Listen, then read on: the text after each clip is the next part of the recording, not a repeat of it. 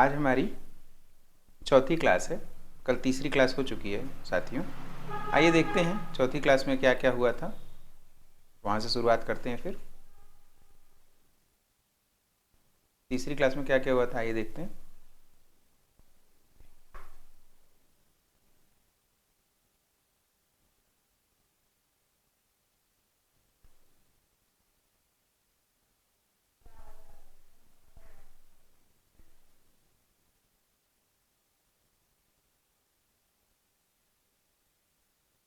बात हम लोग कल कर चुके थे। यहाँ पर आइए थोड़ा सा ऊपर करके आपको दिखाएं। देखिए कल यहाँ तक बात हो गई थी न्यूमान्स थियरी ऑफ सूट अपेक्स। इसमें मोनोप्लेक्स, सिंप्लेक्स और डुप्लेक्स की बात हो चुकी थी। आज हम बात करेंगे रूट एपिकल मेरिस्टेम्स के बारे में। हेडिंग है रूट एपिकल मेरिस्टेम। बड़ा ही शॉर्ट रिव्यू करेंगे क्योंकि बहुत सारे जो थियरीज हैं वह रूट एपिकल मेरिस्टेम और सूट एपिकल मेरिस्टेम में सेम ही दी गई हैं। ठीक है, बहुत ही शॉर्ट में बात करेंगे। रूट एपिकल मेरिस्टेम और सूट एपिकल मेरिस्टेम में सामान्य थियरी दी गई है। आइए देखते हैं क्या क्या चीज़ें हैं और कैसे करते हैं इसके। रूट एपिकल मेरिस्टेम किसे कहते हैं? तो रूट के एपिसेस पे पाए जाने वाले मेरिस्टेम को रूट एपिकल मेरिस्टेम कहते हैं। The meristem present at the apices of root is called as root apical meristem. लिखते जाइए। द मेरिस्टेम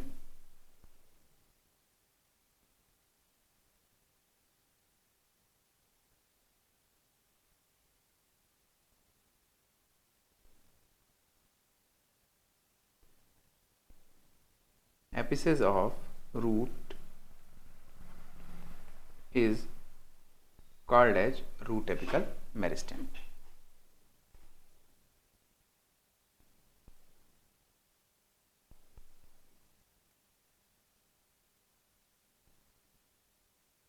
ठीक है, अब ऐसा क्या हुआ कि रूट एपिकल मेरिस्टेम की क्या और क्या क्या खास बातें हैं? देखिए इसके में भी मेरिस्टेम बहुत सारे प्रकार के हैं। इसको मेरिस्टेम को डिफाइन के लिए अलग अलग थियरीज दी गई है। जो इसकी पहली थियरी है वह है, हेडिंग डाल दीजिएगा।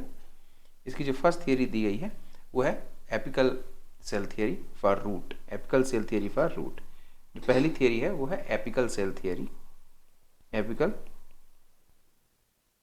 सेल थियरी कल भी इस पर चर्चा हो चुकी थी। वही सेम थियरी है कि रूट के एपिक्स पे सिंगल सेल पाई जाती है। सपोज करिए यह रूट है, अगर ये रूट है तो उसके एपिक्स पे, ये रूट है तो उसके एपिक्स पर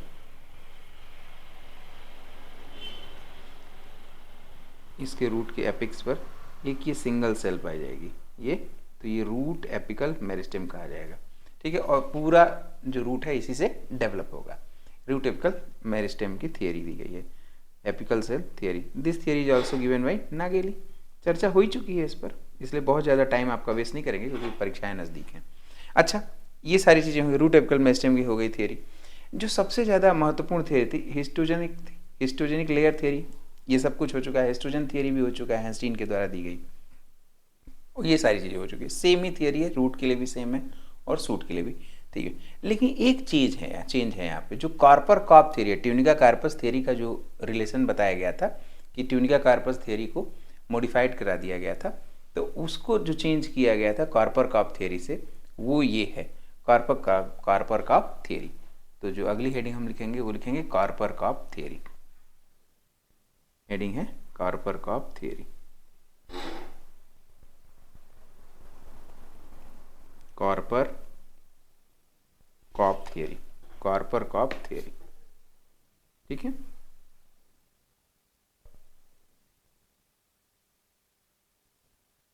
कार्पर कॉप थियरी। दोस्तों कार्पर कॉप थियरी दिया था सी चप ने दिया था, जो नाम था SCHUPPE चप। याद आ रहा होगा आप लोगों को नाम, चप बताए थे 1917 में दिया था, 1917 में दिया था। अब उन्होंने क्या कहा? उन्होंने कहा कि बेस्ड ऑन प्लेन डिवीजन जो root apical meristem is of two types. Based on plane of division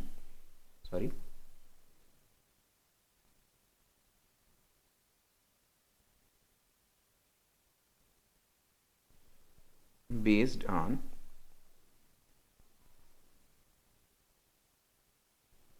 plane of cell division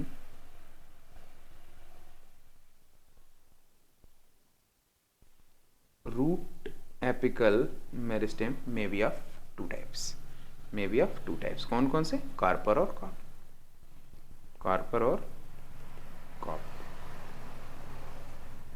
ठीक है। दो तरह के होते हैं, कार्पर होगा और एक कॉप होगा। क्या किया उन्होंने? उन्होंने ये कहा, एक फिगर बना दे रहे हैं तब आपको ज़्यादा अच्छी तरह समझ में आएगा। सपोज करिए ये सेल है, ये सेल है, ये सिंगल सेल। अब आप यहाँ की सेल को ऐसे देखिए, यहाँ पे ये रूट थी ना, तो ये रूट की यहाँ की सेल को हम दिखा रहे हैं आपको, यहाँ की सेल को हम जूम करके दिखा रहे हैं, रूट एपिकल मेरिस्टेम। ये सेल में जो पहला डिवीजन होगा स्टूडेंट्स, जो फर्स्ट डिवीजन होगा, फर्स्ट डिवीजन तो अब आप रूट, आपकी आंखें यहाँ पर हैं, ठीक है, देखिए ये आपकी आंखें हैं, आईज हैं, आप ऊपर से देख रहे हैं डिवीजन। तो जो फर्स्ट डिवीजन हो रहा है वो फर्स्ट डिवीजन ऐसे होगा। फर्स्ट डिवीजन कैसे होगा? इस तरह से दिखाई देगा। ये फर्स्ट डिवीजन ऐसा हो रहा है। इसका मतलब क्या है कि जो पहला डिवीजन हो रहा है वो ट्रांसवर्स होगा, इसके बाद दूसरा डिवीजन जो होगा, गौर करिएगा मैं बार बार कह रहा हूं कि आप लोग ऊपर से देख रहे हैं, ठीक, तो जब हम ऊपर से देखेंगे तो कैसा दिखेगा। अब इसके बाद जो दूसरा डिवीजन होगा, तो ये तो डिवीजन हो चुका था, इसके ऊपर का ये जो डिवीजन होगा वो ऐसे होगा। अब जब आप ऊपर से देखेंगे, जरा ध्यान दें कि अगर हम कोई भी इंसान, हम या कोई भी इंसान ऊपर से देखता है तो कैसा दिखेगा। ये आपकी आंखें हैं, ऊपर से देखेंगे तो ये कैसा दिखेगा, ये सीधा टी दिखेगा, एक टी का डंडा दिखेगा, एक टी दिखेगा, एक डंडा दिखेगा, एक टी दिखेगा, तो ये होगा स्ट्रेट टी फॉर्मेशन, ये होगा straight T, STRAIGST, straight T shaped, T shaped division. तो कार्पर किसे कहेंगे? ऐसा मेरिस्टेमेटिक सेल जिसमें स्ट्रेट टी शेप्ड, GST होगा, टी शेप्ड डिवीजन हो रहा है तो उसे कहेंगे कार्पर। अच्छा, अगर इन्वर्टेड टी शेप होगा तो क्या कहेंगे? कॉप। अब यहाँ फिर से हम लोग बना के एक बार देख लेते हैं। दूसरे कलर की सेल ले लीजिए, ये देखिए ये दूसरे कलर की सेल है, इसमें जो फर्स्ट डिवीजन होगा, ये जो फर्स्ट डिवीजन है ये है, बार बार छोड़ दे रहा है, आप इसको इग्नोर करिएगा, ठीक है, बाकी हम लोग देख लेंगे इसको, ठीक। ये पहला हुआ। अब जो आगे चल के इसमें डिवीजन होगा साथियों वो ये होगा, ठीक। तो अब आप ऊपर से देख रहे हैं तो आपको क्या दिखेगा? पहले तो खड़ी डंडी, पड़ी हुई डंडी दिखाई देगी, तो उसे कहेंगे inverted T shaped, inverted T shaped, inverted T shaped structure, ठीक है, इन्वर्टेड टी शेप स्ट्रक्चर। का इसको जो आपको ये दिखाई दे रहा था, ये क्या है? ये कार्पर है, ये क्या है? कार्पर, जिसमें स्ट्रेट टी, और ये क्या है? कैपे या कॉप, कैपे, ठीक है। यही है कार्पर कॉप थ्योरी, यही है कार्पर कॉप थ्योरी। है आसान, बहुत कठिन नहीं है, ये आसान ही है। अब इसके बाद बात करेंगे हम लोग परमानेंट टिश्यू के बारे में, सीधे हम लोग चलते हैं परमानेंट टिश्यू के बारे में। अब ऐसे टिश्यू हैं ये जिन्होंने अपनी डिवीजन की क्षमता को लॉस कर दिया है, जिनकी डिवीजन की क्षमता समाप्त हो चुकी है, अब उनके बारे में हम लोग चर्चा करने जा रहे हैं। तो हेडिंग होगा परमानेंट टिश्यू, हेडिंग होगा permanent tissue.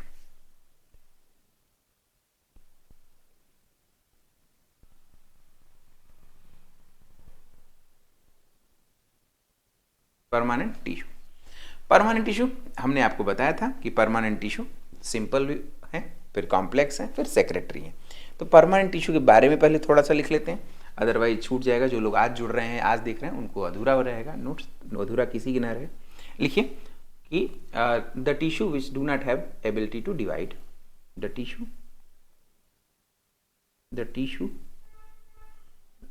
lost their ability to divide, lost their ability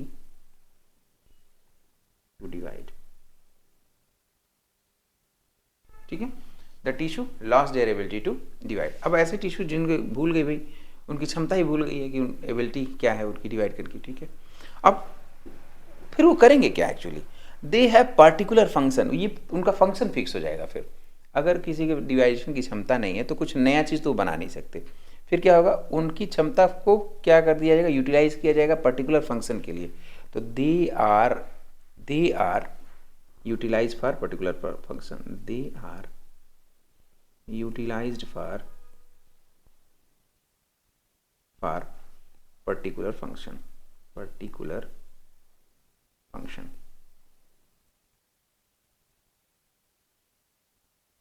they are utilize for particular function.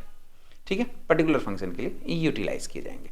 अच्छा, अब सिंपल के बारे में बात करें भाई, तीन तरह के हमने बताया था आप लोगों को। अगर हम ऐसे खींच दें तो तीन प्रकार के बताया गया था आप लोगों को। पहला होगा सिंपल परमानेंट टिश्यू, फिर होगा कॉम्प्लेक्स परमानेंट टिश्यू,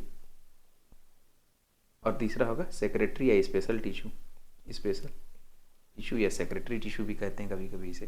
तो सिंपल में कितने प्रकार के होंगे, तो सिंपल में हमने बताया था आपको कि पैरेन्काइमेटस से, कोलेनकाइमेटस से और स्क्लेरेन्काइमेटस से।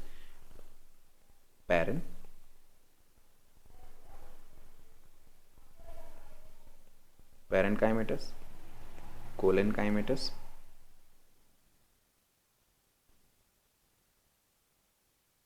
और फिर स्क्लेरेन्काइमेटस। इससे रिलेटेड बहुत सारे क्वेश्चन पूछे गए हैं साथियों। जब जैसे ही सिलेबस पूरा होगा तुरंत ही लगवाऊंगा क्वेश्चंस, इसलिए बहुत घबराने की जरूरत नहीं, पहले सिलेबस को पढ़ लीजिए। विदाउट सिलेबस ना अजल गगरी छलकत जाए वाली स्थिति हो जाएगी, पूरा न जान पाएंगे, न क्वेश्चन लग पाएगा और सब बेकार हो जाएगा। इसलिए डोंट बी पैनिक, चीज़ें ठीक हो जाएंगी। लिखिए, हेडिंग डालिए parenchymatous cells, parenchyma.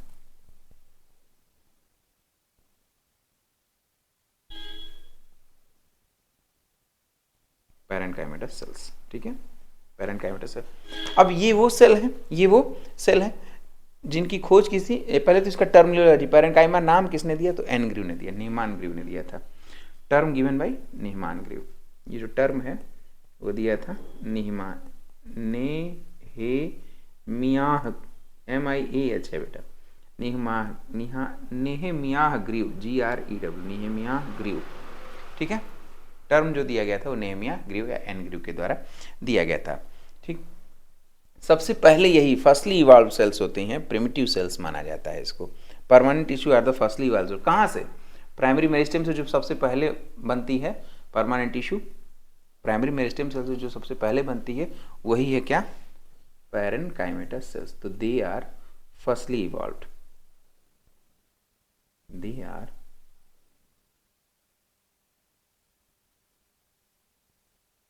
Firstly evolved sales.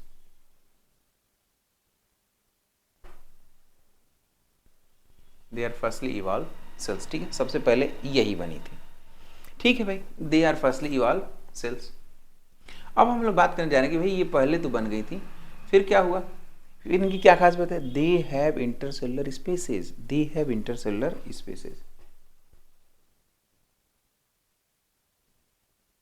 Sorry मैंने क्या बताया था, दे डू नॉट हैव, एक्चुअली क्या है, पैरेन्काइमेटस सेल्स में कोई इंटरसेलुलर स्पेसेस नहीं होते, sorry, they do not have intercellular spaces, they do not have या दे लैक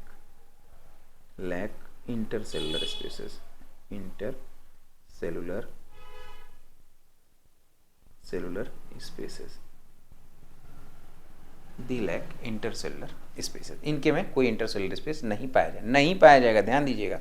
अच्छा, इनका काम क्या है, पहले तो यानी ये डेड है या मृत है, डेड है या अलाइव है, तो they are alive, they are alive cells, they are alive, they are alive cells, they are alive.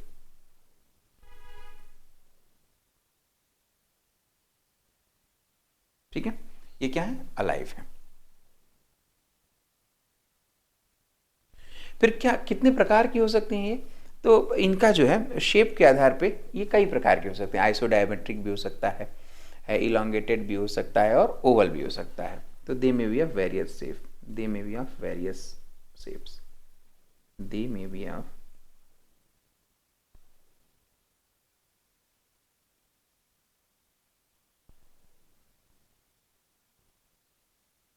जैसे कैसा हो सकता है, पहला हो सकता है आइसोडायमेट्रिक, मतलब जिन चारों तरफ से उनका डायमीटर समान हो, आइसोडायमेट्रिक, ठीक है। फिर कैसा हो सकता है, इलोंगेटेड हो सकता है,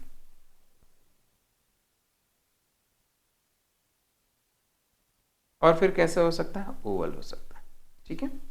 आइसोडायमेट्रिक, इलोंगेटेड और ओवल शेप में हो सकता है। सेल वॉल किसकी बनी होती है, तो सेल वॉल बनती है पेक्टिन प्लस सेलुलोज की बनी होती है। Cell wall is made up of pectin plus cellulose. Cell wall is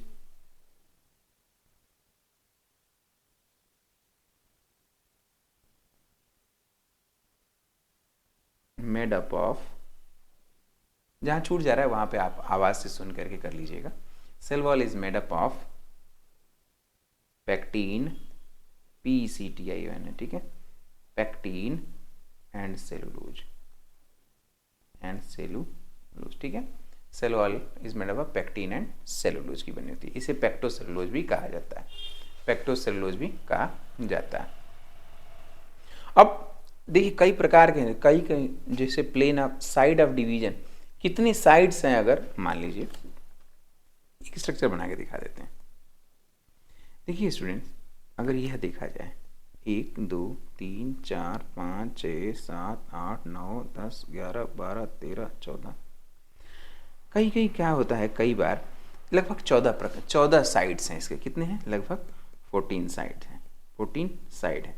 14 side का क्या मतलब हुआ, 14 साइड का क्या मतलब हुआ, देखिए 14 साइड कई कई बार जो डिवीजन का जो एरिया बनता है, जैसे दीवार बनाई जाती है ना, तो षटकोणीय बन सकती है, चौकोर बन सकती है।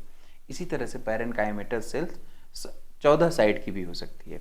ये क्यों अलग से 14 ही बता रहा हूँ, क्यों 4 नहीं बता रहा हूँ, क्योंकि क्वेश्चन पूछा जाए कि 14 साइड अगर पैरेनकाइमेटस सेल की हो तो उसे क्या कहते हैं, तो टेट्राकोइडेकोहेड्रॉन, टेट्राकोइडेकोहेड्रॉन कहते हैं। 14 side, the parenchymatous cell, the parenchymatous cell having, the parenchymatous cell having 14 sides of, या बस 14 साइड, बट 14 साइड, अगर 14 साइड्स हैं, आर कॉल्ड एज टेट्राकोइडेकोहेड्रॉन, टेट्राकोइडेकोहेड्रॉन। याद रखिएगा, इंपॉर्टेंट है, स्टार भी लगा दे रहा हूँ, ठीक है, याद कर लीजिएगा इसे, टेट्राकोइडेकोहेड्रॉन। बोलने में दिक्कत जरूर होगी, लेकिन आप इसे याद कर लीजिएगा। टेट्राकोइडेकोहेड्रॉन सेल्स कहते हैं उसे, जिसके पास 14 सेल्स हो, जिसके पास 14 साइड हो डिवाइड करने के लिए, ठीक है, या 14 कोन बने उसमें, तो उसे क्या कहेंगे, टेट्राकोइडेकोहेड्रॉन कहेंगे, ठीक है। अब दो प्रकार से बन सकती है, या ये कहें कि जो पैरेनकाइमेटस सेल्स है उसकी जो वॉल में दो तरह की डिवीजन हो सकते हैं। एक कैसा हो सकता है, एक होता है साइजोजिनसली, मतलब स्प्लिट करके टूट के अलग हो जाए, एक हो लाइसोजिनसली, मतलब लिसिस हो जाए वॉल में, क्या हो जाए, लिसिस हो जाए वॉल में। कोई बहुत इंपॉर्टेंट नहीं, इसलिए इसको लिख नहीं रहा हूँ। Modification in the parenchymatous tissue, बहुत सारे टिश्यू जो है मॉडिफाई कर करके नई नई चीज़ें बनाते रहते हैं, नई नई चीज़ें बनती रहती हैं पैरेनकाइमेटस टिश्यू में। तो लिखिए मॉडिफिकेशन इन पैरेनकाइमेटस,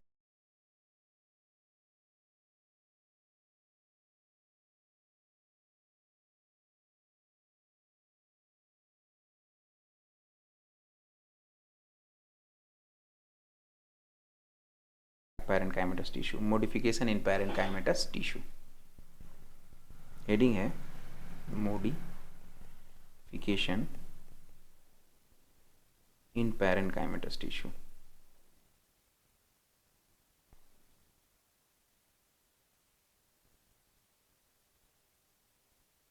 ये पैरेनकाइमेटस सेल्स, ठीक है, जैसे टिश्यू कर लीजिए, ज़्यादा अच्छा रहेगा, क्योंकि टिश्यू पढ़ा भी तो रहे हैं ना, पैरेनकाइमेटस टिश्यू, ठीक। क्या क्या मॉडिफिकेशन हो जाएंगे, मॉडिफिकेशन इन पैरेनकाइमेटस टिश्यू, तो जब मॉडिफाई होगा तो कौन कौन सी सेल्स बनेगी, पहले ये जानिए।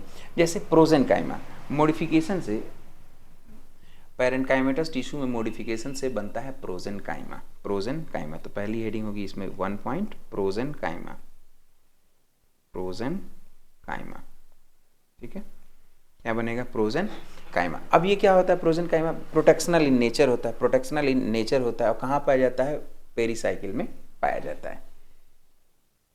Protective in nature, protective in nature found in the pericycle.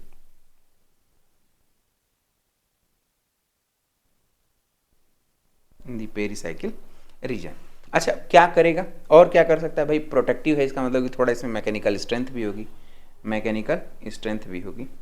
ठीक है, तो लिखिए they have mechanical strength, they have mechanical strength.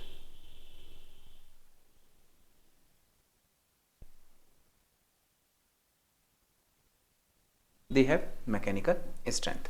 अच्छा अब क्या हो सकता है, मैकेनिकल स्ट्रेंथ कैसे आ सकती है, तो वॉल थोड़ी थिक होगी, वॉल थोड़ी थिक होगी, थिक वॉल्ड होंगे, थिक वॉल्ड होंगे। फिर क्या हो सकता है, अब अगर थिक वॉल्ड भी हो गए, सब कुछ हो गया, तो इसमें क्या होगा, इलांगेटेड या पॉइंटेड शेप में भी हो सकते हैं, इलांगेटेड और पॉइंटेड शेप में भी हो सकते हैं। दे मे बी ऑफ इलांगेटेड। बस एक बार पढ़ते जाइएगा, आसानी से याद हो जाती है ये चीज़ें, इससे छोटे छोटे प्रश्न आ जाएंगे। नोट्स में तो अपने हथियार तो सारे होने चाहिए, क्वेश्चन आए या ना आए, हथियार नहीं रहेगा तो कैसे करेंगे आप सब। ठीक है, elongated, they may be elongated and pointed, and pointed, elongated and pointed. ठीक है, इलांगेटेड एंड पॉइंटेड दोनों है, लंबा भी होगा और पॉइंटेड भी होगा। अब बात करेंगे एक दूसरा मॉडिफिकेशन हो जाए पेरेन्काइमा सेल में, तब क्या बनेगा, दूसरी हेडिंग इसी में एरेन्काइमा। Erenchyma cell is also a type of parenchymatous cell. Parenchymatous cell, erenchyma. ERENCHYMA, aerenchyma. अब वही ध्यान दीजिएगा, एरेनकाइमा नाम से ही है कि उसमें लार्ज एयर स्पेसेस प्रेजेंट होंगे, तो जो एक्वेटिक प्लांट है उसको बायोंसी प्रदान करते हैं। ठीक है, लिखते जाइए छोटा छोटा, large air spaces present in between these cells. पहला है large air spaces present in between these cells, in between these cells। ठीक है, अच्छा क्या करते हैं, they are mostly reported in aquatic plants, they are mostly found in aquatic plants, aquatic plants। ठीक है, एंड प्रोवाइड बॉयंसी, तैरने के लिए, एंड प्रोवाइड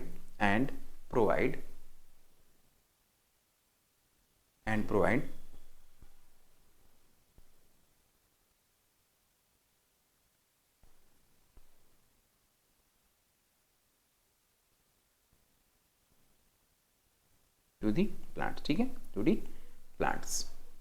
जहाँ जहाँ बीच में छोड़ दे रहे हैं आप मेरी आवाज़ से सुन के उसको मेंटेन कर लीजिएगा।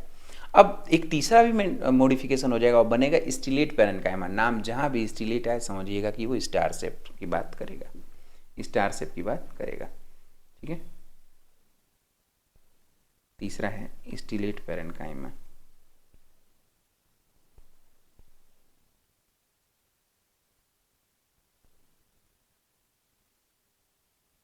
Stellate parenchyma. ठीक है, अब stellate parenchyma they are star shape, they are star shaped.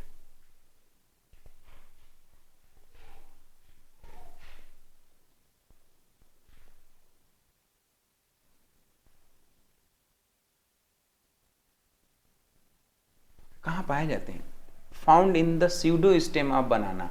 स्यूडोस्टेम of banana, आज मैंने एक शॉर्ट वीडियो भी डाला है स्यूडोस्टेम पे। एक्चुअली पत्तियों का लीफ बेस है जो आपस में जुड़ता चला जाता है और दिखाई देने लगता है ट्रंक की तरह या स्टेम की तरह। फाउंड इन, इसको ऐसे एरो करके लिख दीजिएगा, फाउंड इन स्यूडोस्टेम ऑफ बनाना।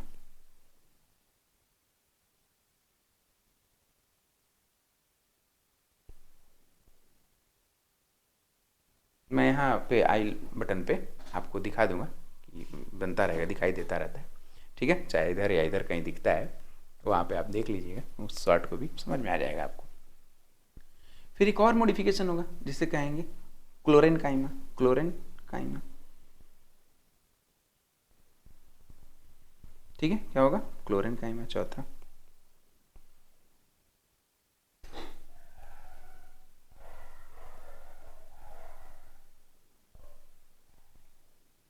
क्लोरेन काइमा, जिसमें क्लोरोप्लास्ट प्रेजेंट होगा और वो क्या करेगा? फोटोसिंथेसिस। क्लोरोप्लास्ट प्रेजेंट होगा तो क्या करेगा? फोटोसिंथेसिस करने लगेगा। बस यही उसमें खास बात है, क्लोरोप्लास्ट प्रेजेंट है तो फोटोसिंथेसिस करने लगेगा। Chloroplast present in these cells,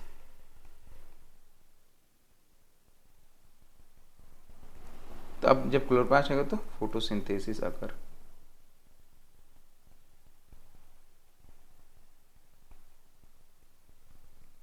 ठीक है, क्लोरोप्लास्ट प्रेजेंट और फोटोसिंथेसिस अकर। फिर आएगा एक और मॉडिफिकेशन होगा, पांचवा म्यूसिलेज पैरेन्काइमा। म्यूसिलेज पैरेन्काइमा, पांचवा म्यूसिलेज पैरेन्काइमा।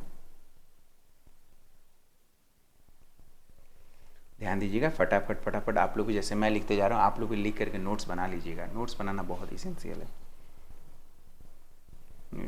नहीं तो पूरी पढ़ाई सीरियसली कैसे नजर आएगा कि आप बहुत सीरियस हैं? ये भी तो देखना भी तो है, दोहराएंगे कैसे? ठीक है, म्यूसिलेज पैरेन्काइमा, लार्ज वैक्यूल्स होती हैं जिसमें म्यूसिलेज भरा रहता है। ठीक है, और म्यूसिलेज क्या करता है? हाइग्रोस्कोपिक इन होता है, उसमें क्या करेगा? वाटर को एब्जॉर्ब करने की क्षमता होती है। लिखिए, they are the large cells having mucilage filled in them, mucilage filled in them।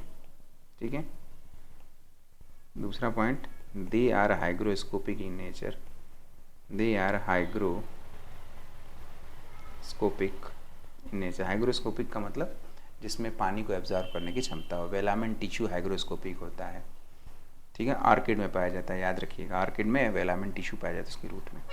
They are hygroscopic in nature,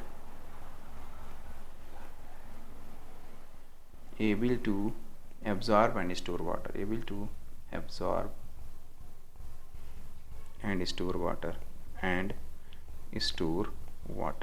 ठीक है, able to absorb and store water. ठीक, अब कहाँ कहाँ पाया जाएगा? देखिए, आपने एलोवेरा देखा होगा, एलोवेरा का मोटा मोटा देखा है आपने, पत्ती छूते हैं तो बहुत जो उसकी ग्रीन कलर की दिखाई देते हैं स्ट्रक्चर, वो क्या ग्लैबरस दिखता है ना, मोटा दिखता है, उसमें क्या होता है? म्यूसिलेज। अरे जिसको लोग पोत के खूबसूरत बन जा रहे हैं, वही वाली। ठीक है, ज़्यादा टेंशन नहीं लेना है। हेडिंग डालिए, हेडिंग नहीं, पहले तो इसका एग्जाम्पल थोड़ा नेट करिए। ठीक है, एग्जाम्पल इसका, क्योंकि जीरोफिटिक प्लांट्स, ठीक है, जीरोफिटिक बता देंगे तो आप समझ जाएंगे कौन कौन सा। Aloe vera is also xerophytic plant. Aloe vera is also xerophytic. Opuntia में पाया जाता है, अगेव में पाया जाता है, कॉस्टस में पाया जाता है, कैक्टस में पाया जाता है। ठीक है, सब में पाया जाता है, आप इसको नोट कर लीजिएगा, लिख नहीं रहा हूँ। आइए चौथा, अब एक और मॉडिफिकेशन रह जाए, इडियोब्लास्ट सेल्स। हेडिंग डालिए छठवां, sorry, idioblast cells. Idioblast cells, ठीक है, इडियोब्लास्ट सेल्स। अब स्टोर वेस्ट मटेरियल, ऐसे सेल्स जो वेस्ट मटेरियल को इकट्ठा करें। ठीक है, जैसे ऑयल, रेजिन, टैनिन, ये जो भी इकट्ठा करते हैं वो कौन सी सेल में इकट्ठा हो जाते हैं? Idioblast cell. और इडियोप्लास्ट सेल किसका मॉडिफिकेशन है? पैरेन्काइमेटस सेल्स का मॉडिफिकेशन है। तो दे स्टोर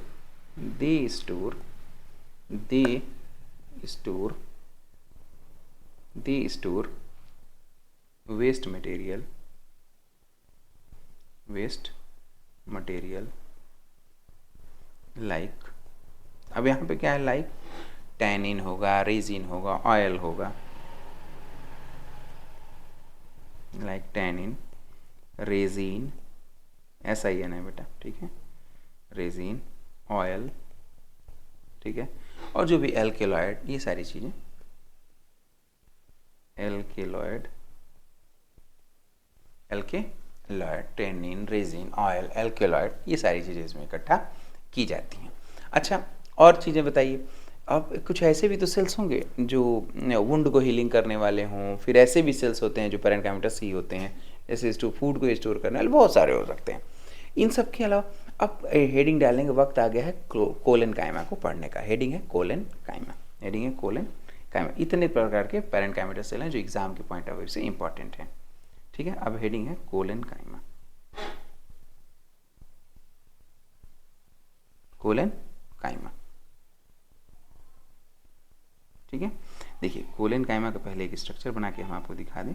अगर कोई कोलन काइमा की सेल है तो उसके केवल कॉर्नर कॉर्नर पे थिकनिंग होगी, केवल जो है कॉर्नर कॉर्नर पे, ये जो यहाँ पे थिकनिंग होगी, यहाँ पे थिकनिंग होगी, यहाँ पे थिकनिंग होगी, यहाँ पे थिकनिंग होगी और यहाँ पे थिकनिंग होगी। ये किस चीज़ का है, ये थिकनिंग होती किसी का, deposition of pectin and hemicellulose. Pectin hemicellulose cellulose का डिपोजिशन हो जाता है, deposition of pectin hemicellulose and cellulose. ठीक है, यही बेसिकली फ़र्क है। अब स्क्लेरन काइमा होगा तो पूरी लेयर पूरी दीवार के किनारे किनारे पूरी दीवार पे ही जमा हो जाता है। ठीक है, लेकिन अगर कोने कोने पे है तो कोलन काइमा, कोने से याद रखिएगा, कोलन काइमा की होती है। अच्छा, ये क्या लिविंग होती है? हाँ, दे आर लिविंग। बट स्क्लेरन काइमा क्या होगी? वो नॉन लिविंग होगी। पहले कोलन काइमा के बारे में लिखते हैं। ठीक, लिखिए इसके बारे में कि they are the living cells, they are the living cells, they are the living sales,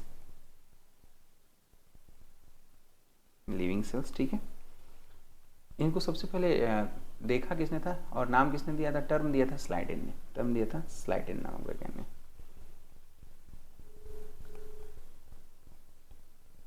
Schleiden ने टर्म दिया था, स्लाइडेन ने दिया था। ठीक है, SCHLEI, SCHLEI, एक मिनट मिस्टेक हो गई है, SCHLEIDEN, SCHLEIDEN, स्लाइडेन जो है क्या दिया था? टर्म दिया था ये। ठीक है, जो कोलन काइमा टर्म वो स्लाइडेन ने दिया था। अब बात करेंगे कि भाई इनके में कॉर्नर्स पे थिकनिंग होती है, thickening present at the corners.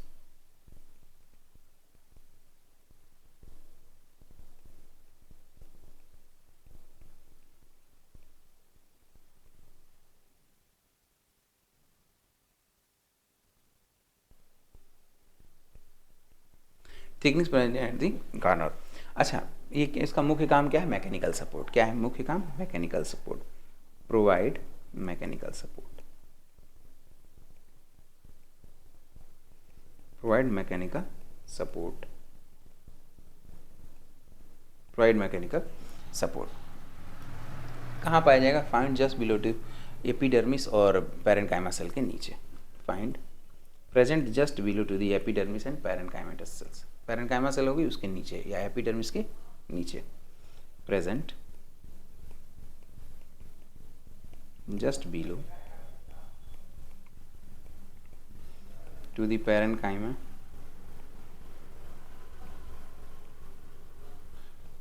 Oblique epidermal cells, epidermal cells या एपिडर्मल सेल के नीचे भी पाया जा सकता है। फिर जो कोलन काइमा दो प्रकार के होते हैं, प्रिज्मेटिक हो सकता है, ऑब्लिक स्ट्रक्चर में हो सकते हैं। तो ऐसे करके लिख लीजिए, बस हल्का सा बना लेना है। कोलन काइमा देखिए ऐसे करके, एक होता है प्रिज्मेटिक, प्रिज्म की तरह दिखने वाला प्रिज्मेटिक, और दूसरा होता है ऑब्लिक क्यूब, दो प्रकार के दिखने हैं। ठीक है, प्रिज्मेटिक और ऑब्लिक क्यूब देखते हैं। टाइप ऑफ कोलन काइमा, अब हेडिंग डालेंगे, ये तो शेप था, हेडिंग डालिए type of colon comma, type of colon काइमा।